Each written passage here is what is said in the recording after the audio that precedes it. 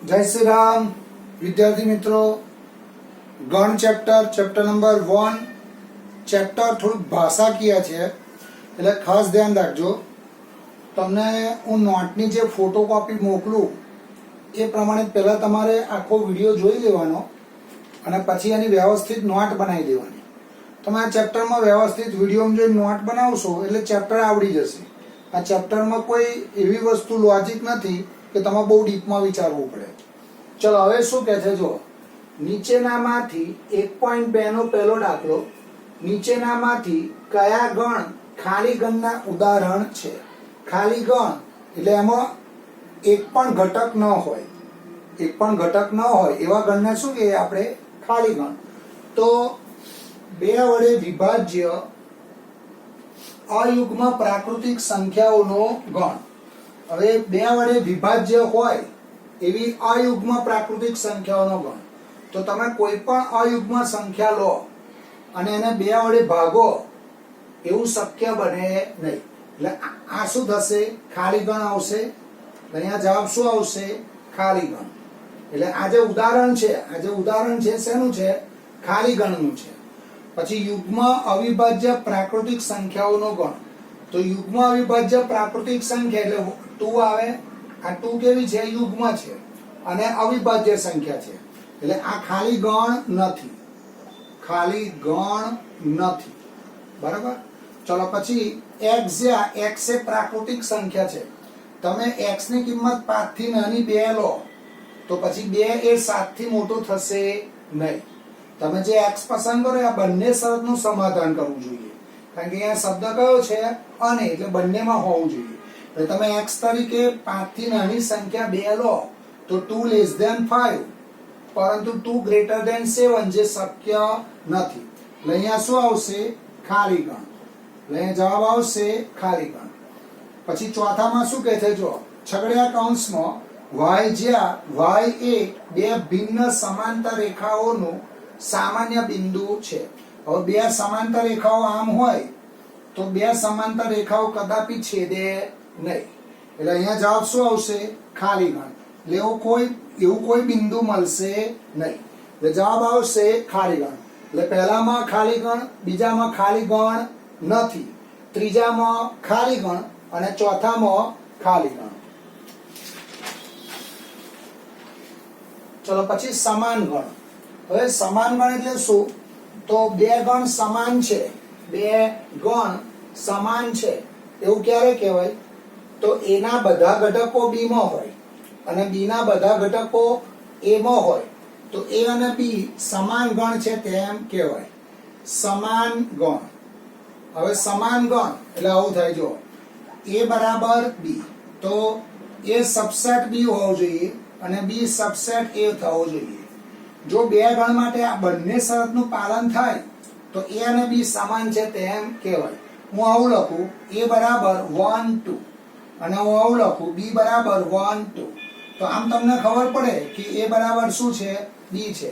તો a બરાબર b એનો અર્થ શું થાય? a ના બધા ઘટકો b માં છે, b ના બધા ઘટકો a માં છે, એટલે a અને b શું કહેવાય? સમાન ગણ। એટલે a ના બધા ઘટકો b માં હોય અને b ના બધા ઘટકો a માં હોય, એટલે 2 ગણ માટે a સબસેટ b તથા b સબસેટ a, તો a અને b સમાન ગણ છે તેમ કહેવાય। ચલો હવે સ્વાધ્યાય 1.2 નો દાખલા નંબર 5, 1.2 નો 5મો એક્ઝામ્પલ। એમાં રકમ આવી આપેલી છે, નીચે આપેલી જોડીઓના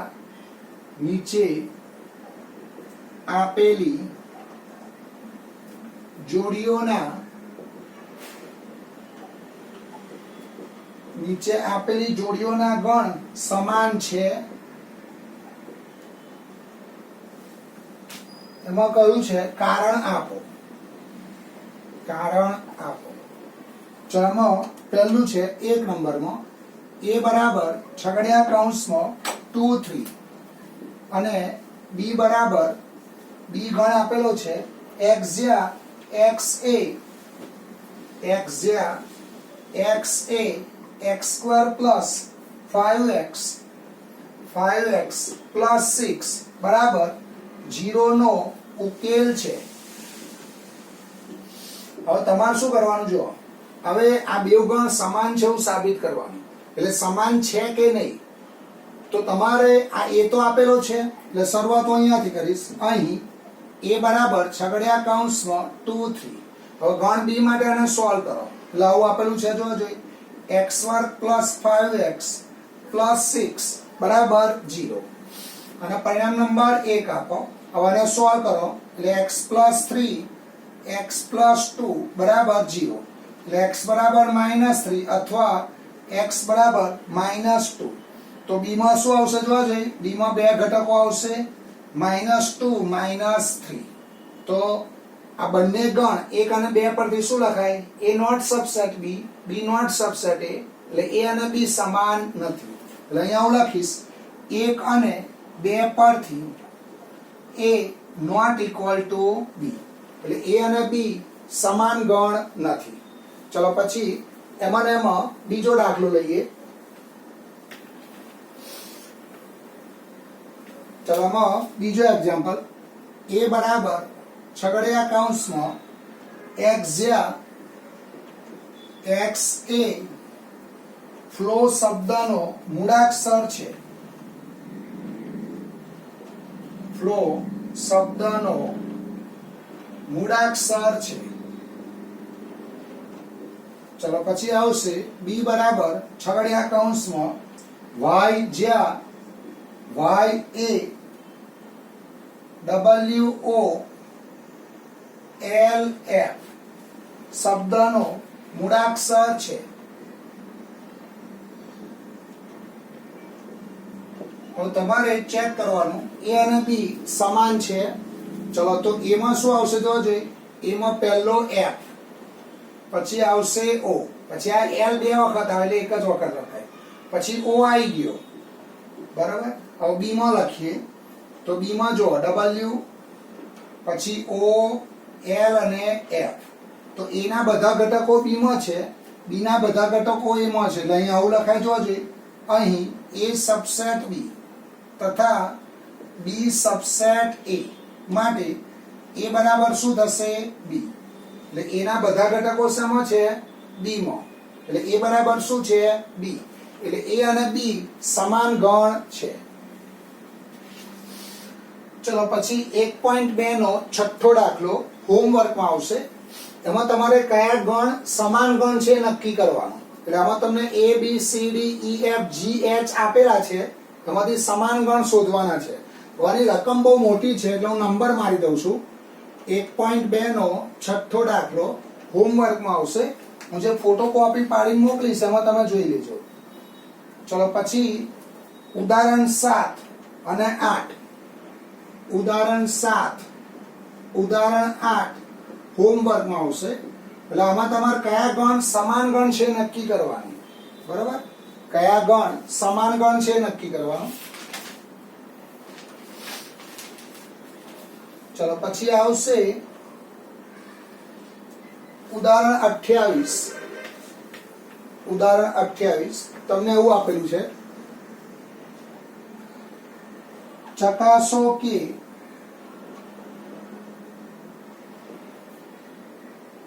CATA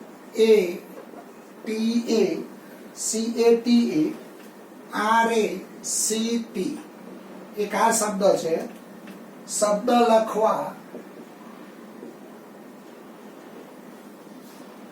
માટેના જરૂરી મૂળાક્ષરો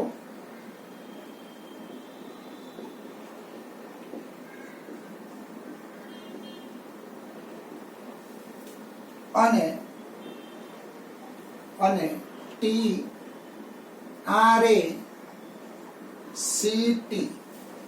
શબ્દ લખવા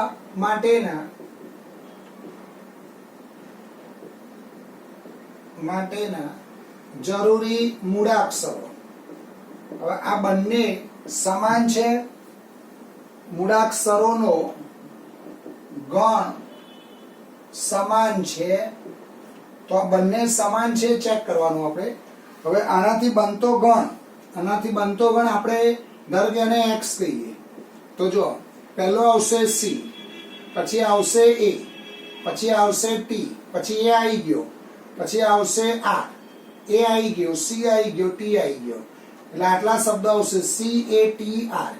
અને વાય લખીશું તો પહેલો આવશે ટી, પછી આવશે આર, પછી આવશે એ, સી આવી ગયો, ના સી નથી આવ્યો, સી, ટી આવી ગયો. તો જો CAR અને ટી, એટલે x સબસેટ y છે, x ના બધા ઘટકો y માં છે, y ના બધા ઘટકો x માં છે.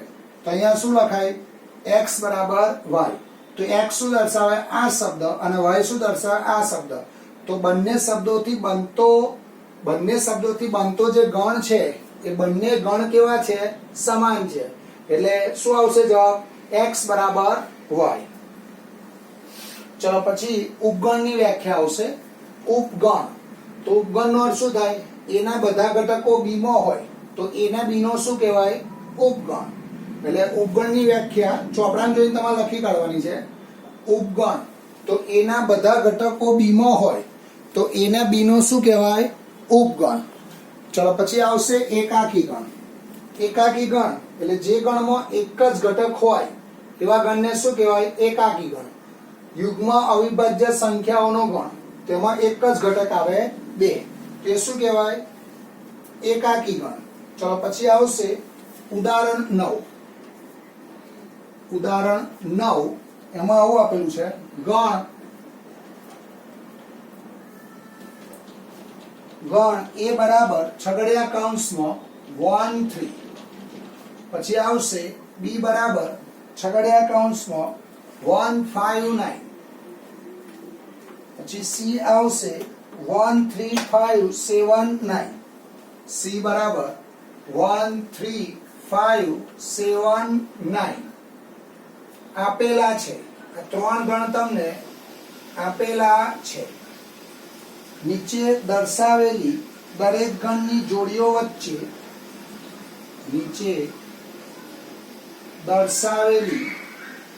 દરેક ગણની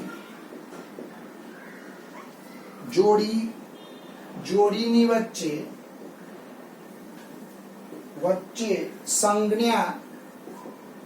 સંજ્ઞા સબસેટ અથવા નોટ સબસેટ અથવા નોટ સબસેટ સમાવિષ્ટ કરો. એટલે તમારે શું કરવાનું? ચેક કરવાનું સબસેટ છે કે નહીં. ચલો એમાં 4 છે. પહેલું 5 ખાલી જગ્યા b, પછી સેકન્ડ આવશે a ખાલી જગ્યા b. આપણે બે વસ્તુ ચેક કરવાની, સબસેટ કે નોટ સબસેટ. પછી આવશે 3 નંબરમાં આવશે a ખાલી જગ્યા c, અને 4 નંબરમાં આવશે b ખાલી જગ્યા c. ચલો હવે ખાલી ગણ દરેક ગણનો શું થાય? ઉપગણ. ખાલી ગણ દરેક ગણનો શું થાય? ઉપગણ. એટલે અહીંયા શું આવશે? સબસેટ. પછી a અને b માં જુઓ તો આ 3 a નો ઘટક છે પણ 3 b માં નથી. અહીંયા શું આવશે? Not subset. પછી a ના બધા ઘટકો c માં છે એટલે અહીંયા આવશે સબસેટ, અને b ના બધા ઘટકો c માં છે એટલે અહીંયા પણ શું આવશે? સબસેટ. એટલે આખો ગણ આખા ગણમાં હોય એમ. સબસેટ એટલે એના બધા ઘટકો શેમાં હોય? b માં. તો અહીંયા a ના બધા ઘટકો b માં નથી. 3 a નો ઘટક છે પણ 3 b નો ઘટક નથી. એટલે અહીંયા શું લખાશે? a not subset b. ચલો પછી આવશે ઉદાહરણ 10.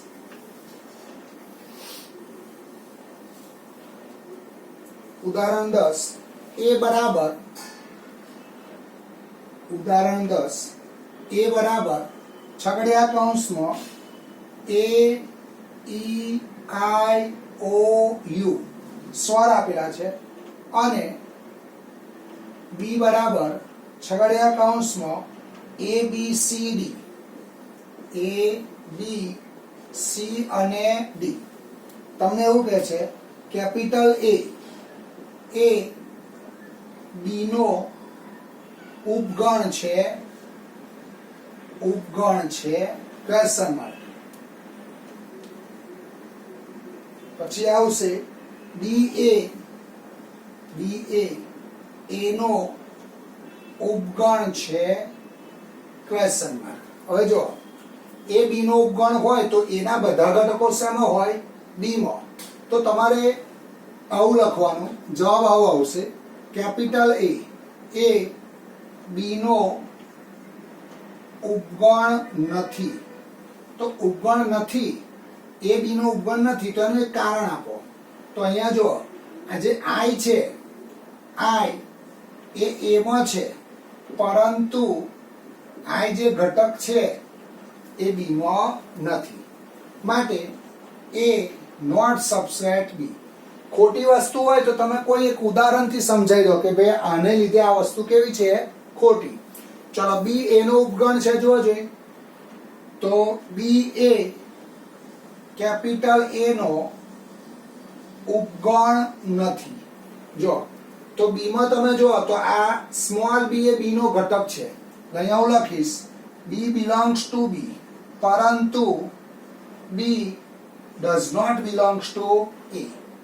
માટે બી નોટ સબસેટ એ, એટલે બી એ નો ઉપગણ નથી. બરોબર? એટલે એ બી નો ઉપગણ નથી, બી એ નો ઉપગણ નથી. ચલો પછી સ્વાધ્યાય 1 નો દાખલા નંબર 2 એ હોમવર્કમાં આવશે. સ્વાધ્યાય 1 નો બીજો એક્ઝામ્પલ. સ્વાધ્યાય 1 નો દાખલા નંબર 2 હોમવર્કમાં આવશે. તમે નોટમાંથી લખી કાઢજો, હું રકમ લખાવતો નથી. ચલો હવે અંતરાલ માટે આવશે. અંતરાલને ધ્યાન રાખજો. કેપિટલ આર ના ઉપગણો તરીકે અંતરાલ. કેપિટલ આર ના ઉપગણો તરીકે અંતરાલ. અને તમારે 12માં જરૂર પડશે. બરાબર? હવે આપણી જોડે અંતરાલ 4 પ્રકારના છે. જો તો પહેલો અંતરાલ આવો આવશે, સંવૃત અંતરાલ AB. સંવૃત અંતરાલ શું આવશે? AB. તો આને આ રીતે લખાય, x જ્યાં x તરીકે x જ્યાં x કેવો છે? x જ્યાં x કેવો છે? a less than or equal to x less than or equal to b. આ તમારું કયું સ્વરૂપ થયું? આ અંતરાલ સ્વરૂપ થયું. આ કયું સ્વરૂપ થયું? અસમતા સ્વરૂપ થયું. અને આને લખવું હોય તો આમ x તરીકે a લેવાય. જો x તરીકે અહીંયા આગળ અહીંયા ડાર્ક કરી દઈએ એટલે a નો સમાવેશ થાય, અને અહીંયા ડાર્ક કરી દઈએ એટલે b નો સમાવેશ થાય. તો આને શું કહેવાય? સંવૃત અંતરાલ AB. એટલે x તરીકે a લેવાય, x તરીકે b લેવાય, અને એની વચ્ચેની બધી સંખ્યાઓનો સમાવેશ થાય છે. તને વાંચવું હોય તો શું વંચાય? સંવૃત અંતરાલ AB. સંવૃત અંતરાલ AB. ચલો પછી સેકન્ડ આવશે, બીજું આવશે, અને શું કહેવાય જોવા જોઈએ? સંવૃત વિવૃત અંતરાલ AB.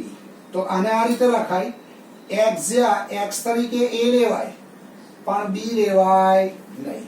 એટલે x તરીકે a નો સમાવેશ થાય છે, એટલે a નો સમાવેશ થાય તો ટપકું ડાર્ક કરવાનું, અને b નો સમાવેશ નહીં થતો ત્યાં હોલ કરી દેવાનો. એટલે x તરીકે b ના લેવાય પણ x તરીકે a લઈ શકાય. અને વાંચવું હોય તો શું વંચાય? સંવૃત વિવૃત અંતરાલ AB. સંવૃત વિવૃત અંતરાલ AB. ચલો પછી 3 નંબરમાં આવશે વિવૃત સંવૃત અંતરાલ AB. એટલે અહીંયા આવશે આ તમારું અંતરાલ સ્વરૂપ છે અને આ તમારું અસમતા સ્વરૂપ છે. બરાબર? તો x જ્યાં x તરીકે a લેવાતો નથી અને x તરીકે b લેવાય, આવું આવશે. તો x તરીકે a લેવાતો નથી પણ x તરીકે b લેવાય, એટલે આવું આવશે. ચલો x તરીકે a લેવાનો નથી પણ x તરીકે b લઈશું, એટલે અહીંયા આવશે a અને અહીંયા આવશે b. પછી 4 નંબરમાં આવશે AB. એટલે અહીંયા x તરીકે a નથી લેવાનો, x તરીકે b નથી લેવાનો, એટલે x જ્યાં a less than x less than b. તો અહીંયા આવશે x તરીકે a લેવાનો નથી, x તરીકે b લેવાનો નથી, પણ એની વચ્ચેની બધી સંખ્યાઓ લેવાની છે. બરોબર? ચલો આ શું થયું? તમારું અંતરાલ સ્વરૂપ. પછી 5 નંબરમાં ધ્યાન રાખજો, હું આવું લખું માઇનસ ઇન્ફાઇનાઇટ ટુ ઇન્ફાઇનાઇટ, એટલે આખી સંખ્યા રેખાઈ જાય, આમાં આખી રિયલ લઈ નહીં જાય. અને શું કહેવાય? માઇનસ ઇન્ફાઇનાઇટ ટુ ઇન્ફાઇનાઇટ, એટલે આ શું થઈ ગઈ? આખી સંખ્યા રેખા થઈ ગઈ. માઇનસ ઇન્ફાઇનાઇટ ટુ ઇન્ફાઇનાઇટ એટલે શું થઈ ગયો? આ. બરાબર. ચલો ફરીથી એકવાર જો, અને શું વંચાય? સંવૃત અંતરાલ AB. સંવૃત અંતરાલ AB એટલે x તરીકે a લેવાય, x તરીકે b લઈ શકાય. પછી આને શું કહેવાય? સંવૃત અંતરાલ AB એટલે x તરીકે a લેવાય પણ x તરીકે b લેવાય નહીં. આને શું કહેવાય? વિવૃત સંવૃત અંતરાલ AB.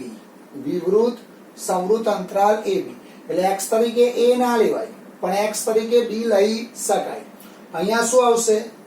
વિવૃત અંતરાલ AB એટલે x તરીકે a ના લેવાય, x તરીકે b ના લેવાય પણ એની વચ્ચેની બધી સંખ્યાઓ લઈ શકાય.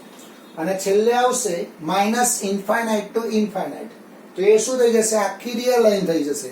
વાસ્તવિક સંખ્યાઓનો ગણ, કેપિટલ R, એટલે આખી સંખ્યા રેખા આવી જાય. ચલો અહીંયા અટકીશું બેટા, આપણે કાલે મળીશું. હવે તમારે પહેલામાં પહેલી પેલો તમારે આખો વિડીયો જોઈ લેવાનો, અને વિડીયો જોઈને હું તમને નોટની દરરોજ ફોટો કોપી મોકલીશ. એ પેજ ઉપર નંબર લખેલા હશે, પેજ નંબર લખેલા હશે, એ પ્રમાણે તમારે નોટ બનાવી દેવાની અને વિડીયો જોવાનો, એટલે તમને આ ચેપ્ટર આવડશે. આ ચેપ્ટરમાં એવી કોઈ વસ્તુ વિચારવા જેવી નથી. તમે 8મા 9મા ધોરણમાં જે ભણેલા છો ગણ ચેપ્ટરનું એ જ માહિતી છે. છેલ્લો એટલો ટોપિક તમારો 11મા ધોરણનો છે. બરાબર. ચલો અહીંયા અટકીશું, કાલે મળીશું. આવજો. જય શ્રી રામ.